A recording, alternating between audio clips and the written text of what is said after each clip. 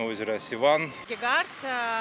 Нураванг. Гарни, да. Գյումրի, Դիլիժանի, Սևան, Сиване. Озеро Сиван. Սովորաբար Հայաստանի նույն եւ հայտնի վայրերն են նախընտրում զբոսաշրջիկները, որpիսի այլ բնակավայրերն էլ նրանց համար հետաքրքիր լինեն, բոլոր մարզերի համար որոշման նախագիծ է մշակվել, ըստ որի յուրաքանչյուր մարզում 5-ից 6 գյուղ համարվելու է զբոսաշրջային։ Ենթակառուցվածքների, ծառայությունների բարելավում, ներդրումների ներգրավում, աշխատատեղերի ստեղծում, մշակութային ու պատմական արժեքների ավանդույթների պահպանում, Երևանից դեպի մարզեր զբոսաշրջային հոսքերի ապակենտրոնացում։ Ունենանք զբոսաշրջային գյուղեր, որոնք ամբողջությամբ համապատասխանելու են ՄԱԿ-ի զբոսաշրջության կազմակերպության կողմից հայտարարվող զբոսաշրջային գյուղերի չափանիշներին եւ ներկայացված կլինեն այդ գյուղերը նաեւ միջազգային հարթակներում։ Գաղափարը կարևոր եւ անհրաժեշտ է համարում տուրիստական ընկերության տնօրենը։ Նշում է, հատկապես եվրոպացի զբոսաշրջիկները նախընտրում են իրենց հանգիստն անցկացնել գյուղական համայնքներում։ Սակայն ըստ նրա գյուղերի ցանկը թերի է։ Կան բնակավայրեր, որոնք մեծ պոտենցիալ ունեն, բայց ցանկից բացակայում են։ Օրինակ, Լորվա տարածաշրջանի գյուղեր ուսումնասիրելիս ես պարզեցի, որ այնտեղ ներառված չէ Ստեփանավանի տարածաշրջանի որևէ գյուղ, որոնք մեծ պոտենցիալ ունեն եւ հենց Ստեփանավանը բավականին տուրիստական գրավչություն ունի եւ ավանդապես եղել է մեր հանգստավայրից մեկը։ Այնտեղ ունենք օրինակ Գյուլաքարակ գյուղը, որը ներառված չէ, իսկ մայիս ամսին փոշոտման ժամանակահատվածում Հայաստանի տուրիստական համար 1 քաղաքը կամ համար 1 կենտրոնը դառնում է Գյուլաքարակը։ Մասնագետը նշում է, Ստեփանավանի տարածաշրջանի մյուս գյուղերում կան շատ հյուրանոցներ, հյուրատներ, որոնք եւս դուրս են մնացել ցանկից։ Կարծում է, որ պետք է վերանայել։ Այն ցանկը, որը տեսա, դրանք գնահատում ենք նորմալ, որովհետեւ այո, տվյալ բնակավայրերը, տվյալ գյուղերը ունեն բավականին մեծ պոտենցիալ եւ կան գյուղեր, որոնք արդեն այժմ էլ տուրիստական, որպես այդպիսին զբոսավայրեր են եւ տուրիստական կենտրոններ են ու իրենց ուրույն տեղ ունեն Հայաստանյան զբոսաշրջային քարտեզում, բայց պետք է խոսենք նաեւ նրանց մասին, որոնք դեռ ներառված չեն։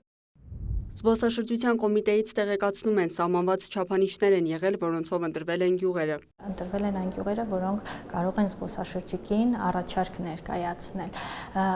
Հետագայում, եթե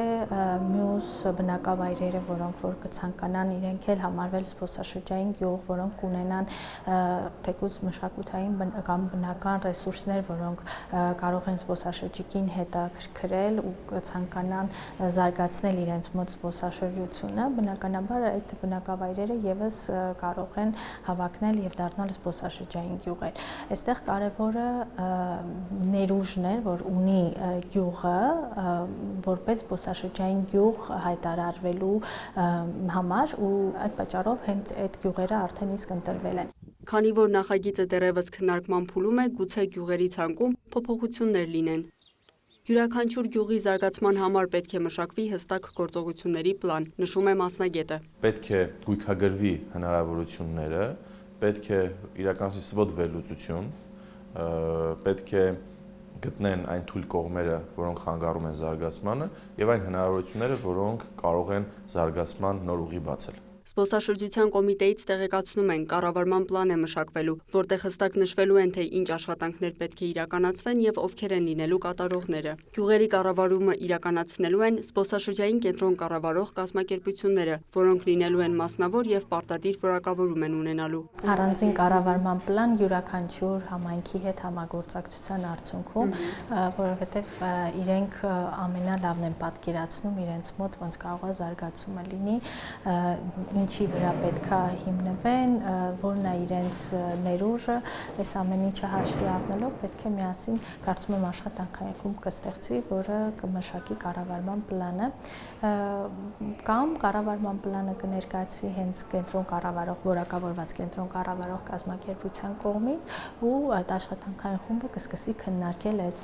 ներկայացրած առաջարկները։ Որոնք են այսօր գյուղերում առկա խնդիրները, Վլադիմիր Գևորգյանը նշում է, թերի ենթակառուցվածքները կամ դրանց բացակայությունը, ճանապարհների վատ վիճակը, պատմամշակութային վայրերի անխնամ լինելը։ Ինչպես նաև գյուղական վայրերում, բնակավայրերում երեկոյան կյանքի բացակայությունը, որը շատ կարևոր է եւ զբոսաշրջիկը երեկոյան ժամին ցանկանում է գոնե մեկ սրճարանում, մեկ գավաթուր վայելել կամ ենթադրենք որոշակի ուտեստ հայկական, որոնք բացակայում են։ Եվ սրանք խնդիրներ են, որոնք եթե այս ցանկը վերջնականացվի եւ կոնկրետ գործողությունների պլան մշակվի, կարծում եմ պետք է սրան մեծ ուշադրություն դարձնել։ Զբոսաշրջության կոմիտեի ներկայացուցիչը խնդիրների մասին խոսելիս առանձնացնում է ծառայությունների որակը, գիշերակացի վայրերի բացակայությունը, ենթակառուցվածքների բարելավման անհրաժեշտությունը, հաշմանդամություն ունեցող անձանց հասանելիության ապահովումը։ Միայն ուղղակի հայտարարել զբոսաշրջային գյուղ ու ոչինչ չանել, սա չի նպատակը, նպատակն է խնդիրների լուծման ուղղությամբ աշխատանքներ իրականացնել։ Թե որքան գումար է նախատեսվում ծրագիրն իրականացնելու համար դեռ պարզ չէ։ Չկան նաև հստակ ժամկետներ, թե երբ կավարտվի ամբողջ աշխատանքը։ Հստակություն կլինի, երբ կառավարման պլանը պատրաստ լինի։ Այս փուլում բոլոր առաջարկությունները ամփոփելուց հետո նախագիծը կներկայացվի փորձագիտական եզրակացության։ Կարծում եմ նոյեմբերի մինչև վերջ մենք կհասցնենք նախագիծը ներկայացնել վարչապետի աշխատակազմին։ Տարոնիկ բնակավայրն է զբոսաշրջային գյուղերի ցանկում հայտնվածներից մեկը։ Թե ինչ կառաջարկեն գյուղի բնակիչները զբոսաշրջիկներին, տիկին Ժաննան է պատմում։ Լավ կհյուրասիրի, փորձ ունի։ Մի անգամ Ամերիկայից էին զբոսաշրջիկներ եկել։ Ձեզ կտանեմ մեր տուն, ասեց սիրով կգանք, ասի դե գնանք, ասի ինչ կուզեք օրինակ գյուղում, ինչով հյուրասիրեմ ձեզի, մեր մտանք հողամաս, ասեց դուք ունեք պամիդոր, ասի իհարկե ունենք, պամիդորով, ասեց ձվածեղ կարող եք պատրաստել մեր համար, ասի մեծ սիրով կպատրաստեմ, մածուն բերեցի, չոր լավաշ, առանցի թրջելու դրեցի սեղանին,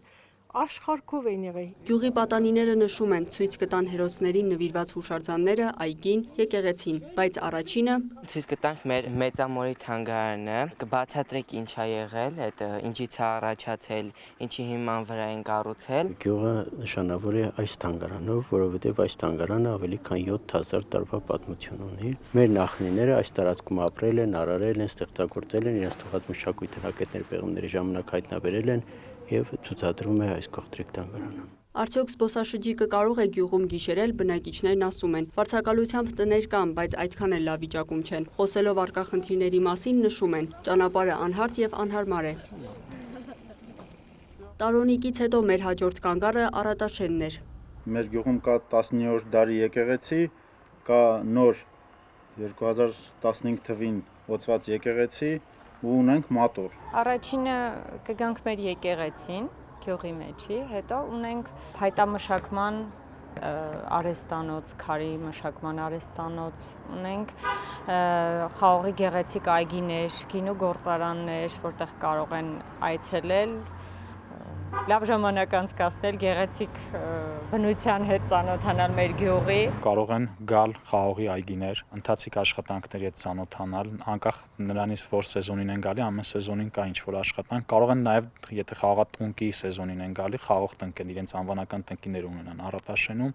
ինչպես նաև կարող են մասնակցել աշխատանքներին գինու արտադրության։ Բնակիչները պատմում են, նաև տարբեր տոներ են գյուղում նշում, միջոցառումներ կազմակերպում։ Օրինակ սովորույթ է դարձել, որ յուրաքանչյուր տարի Ոսկե ծիրան կինոփառատոնից հետո մասնակիցները գյուղի գինու գործարանում երեկույթ են կազմակերպում։ Ենթակառուցվածքների մասին խոսելիս ասում են, բարելավման ծրագրեր իրականացվել են։ Մյուս գյուղերի համեմատ Արատաշենում բավական լավ վիճակ է, սակայն ասֆալտի խնդիր կա։ Աշխատանքների մի մասը հաջորդ տարի է իրականացվելու։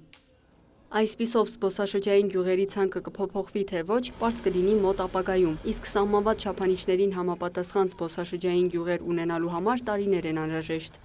Լիանա Խաչատուրյան, Հայկուշ Ասլանյան, Արտակ Գևորգյան, Հայկ Պետրոսյան և Լիլիթ Հովանիսյան, Կիրակ Նորյալ լուրեր։